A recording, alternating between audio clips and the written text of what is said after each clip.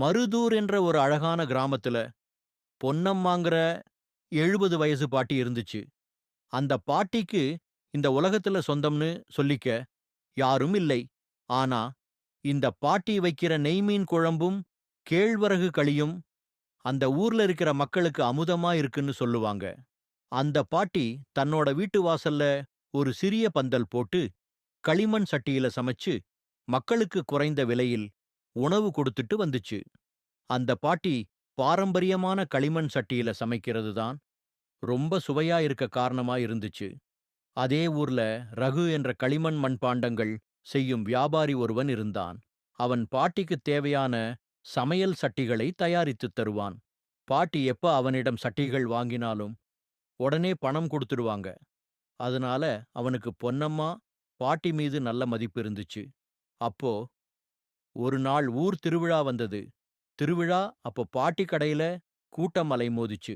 அதனால அவசர அவசரமா பாட்டி சமைக்க ஆரம்பிச்சாங்க.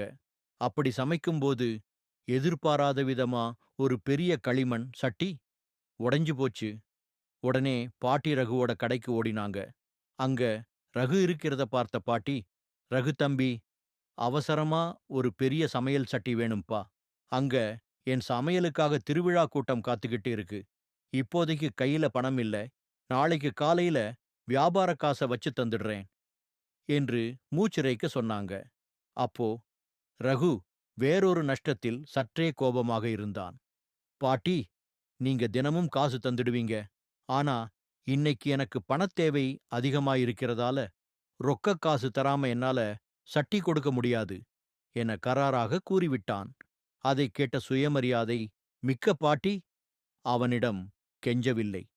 "சரிப்பா" என்று ரகுவிடம் கூறிவிட்டு அமைதியாகத் தன் கடைக்கு வந்தாள். அன்னைக்கு மதியம் உணவு செய்ய முடியாமல் வந்தவங்க கிட்ட கைகூப்பி மன்னிப்பு கேட்டு அவங்கள திருப்பி அனுப்பினா.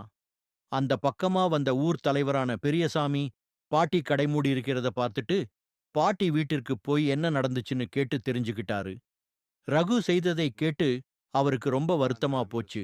அன்னைக்கு சாயங்காலம் ஊர் தலைவர் ரகுவை கூப்பிட்டு, "ரகு, பாட்டி இத்தனை வருஷமா நம்ம ஊர் மக்களுக்கு அன்போட சமைச்சு போடுறாங்க.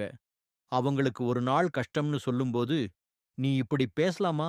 அவங்க உன்கிட்ட இலவசமா எதுவும் கேட்கலையே" என்று நிதானமாக எடுத்துச் சொன்னார்.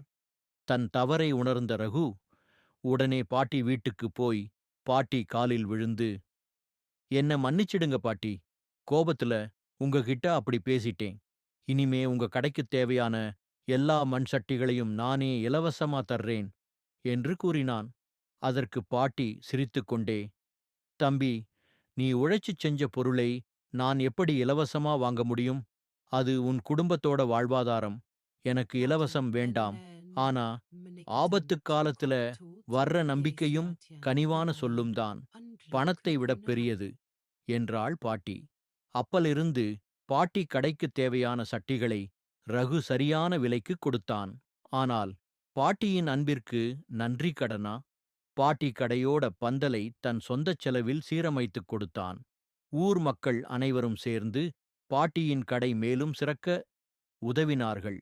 பொன்னம்மா பாட்டி எப்போதும் போல தன் கனிவான புன்னகையோடு ஊர் மக்களுக்கு தன் கைவண்ணத்தால் சுவையான உணவை வழங்கி மகிழ்ச்சியாக வாழ்ந்து வந்தாள். கதையின் நீதி: ஆபத்து காலத்தில் பிறருக்குச் செய்யும் உதவியும் இனிமையான வார்த்தையும் கோடி பொன்னை விட மதிப்புமிக்கது. அதே சமயம் எந்தச் சூழ்நிலையிலும் நம் சுயமரியாதையை விட்டுக் கொடுக்கக் கூடாது.